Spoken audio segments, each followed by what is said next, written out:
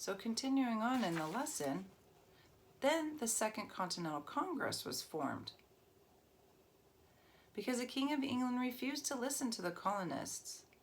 In Philadelphia, May 1775, it was held. Many important decisions were made in this meeting. Two of the most important was number one, America must have an organized Continental Army, and two, George Washington would be the commander of the American Army.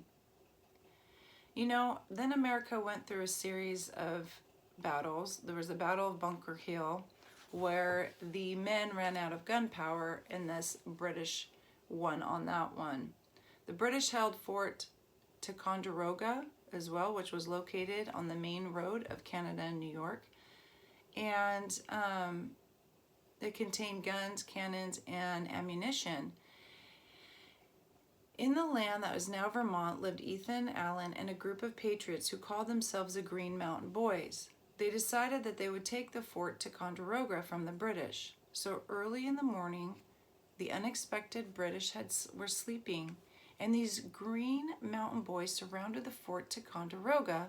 And when this was done, Ethan Allen knocked on the door of the British commander's door. He was sleeping. He opened the door, and there was Ethan Allen, and he demanded the surrender of the fort. The stunned commander looked outside. When he saw the fort was already surrounded, he knew he had no choice. He surrendered the fort to that daring Ethan Allen. The supplies inside the fort were the most valued to the Continental Army, for the colonists had few guns and little gunpowder to fight the war with the British. It was the cannons taken from this fort that finally drove the British Army out of Boston. Meanwhile, this was happening. King George had hired German soldiers called Hessians to help fight against Americans.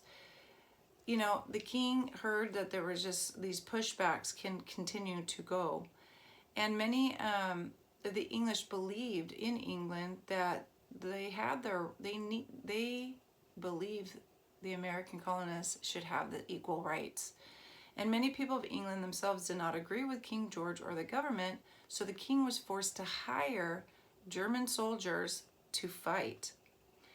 So once that happened, the news destroyed most of the colonists that were remaining loyal. So he had a loyal people over there in America, but when they heard that he hired outside soldiers, it crushed them, because then they realized they're not going to be getting their rights.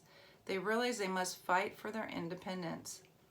Although a great evangelist, John Wesley, was loyal to Englishmen, he felt that English would have real problems if they kept fighting Americans. He knew that the colonists were fierce lovers of liberty and that they would unite in their fight for it. He wrote to the English a letter, Lord North, about these colonists. He said, "These men will not be frightened, and it seems they will not be conquered as easily as was at first imagined. They will probably dispute every inch of ground, and if they die with a sword in their hand. They are as strong men as you. They are as valiant as you, if not abundantly more valiant, for they are one and all enthusiastic for liberty." Someone had told Lord North that the colonies were divided, but Wesley wrote to them, "They are terribly united," because of their beliefs about human freedom.